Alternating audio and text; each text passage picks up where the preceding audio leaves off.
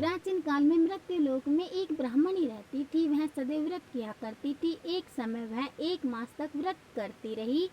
इससे उसका शरीर अत्यंत दुर्बल हो गया। यद्यपि वह अत्यंत बुद्धिमान थी, तथापि उसने कभी देवताओं या ब्राह्मणों के निमित्त अन्न या धन का दान नहीं किया था। इससे मैंने सोचा कि ब्राह्मणी ने व्रत आदि से अपना शरीर शुद्ध कर लिया है, अब इसे विष्णु लोक तो मिल ही जाएगा, परंतु इसने कभी अन्न का दान नहीं किया। इससे इसकी तृप्ति होना कठिन है। भगवान ने आगे कहा, ऐसा सोचकर मैं भिखारी के वेश में मृत्यु लोक में उस ब्राह्मणी के पास गया और उससे भिक्षा मांगी।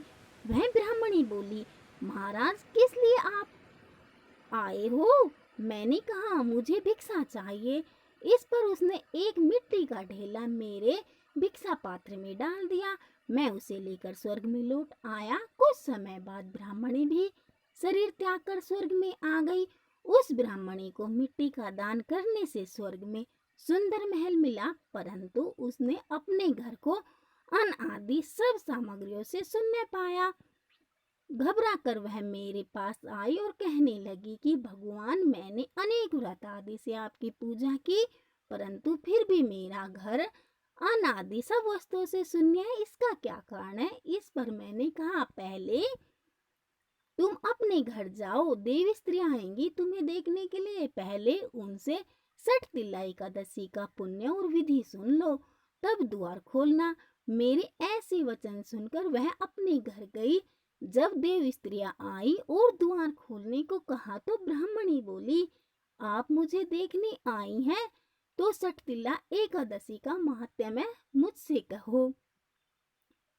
उनमें से एक देव स्त्री कहने लगी कि मैं कहती हूँ। जब ब्राह्मणी ने 60 तिल्ला एकादशी का महात्म्य सुना, तब द्वार खोल दिया। देवागणाओं ने उसको देखा कि न तो वह गांधर्वी है और न आसुरी है, वरन पहले जैसी मानुषी है। उस ब्राह्मणी ने उनके कथा अनुसार 60 तिल्ला एकादशी का व्रत किया। इसके प्रभाव से वह सुंदर और रूपवती हो गई तथा उसका घर अनादि समस्त सामग्रियों से युक्त हो गया। अतः मनुष्यों को मूर्खता त्याग कर 60 तिल्ला एकादशी का व्रत और लोभ न करके तिलादि का दान करना चाहिए। इससे दुर्भाग्य, दरिद्रता तथा अनेक प्रकार के कष्ट दूर होकर मोक्ष की प्राप्ति होती है। तो बोलो श्री विष्णु भगवान की जय।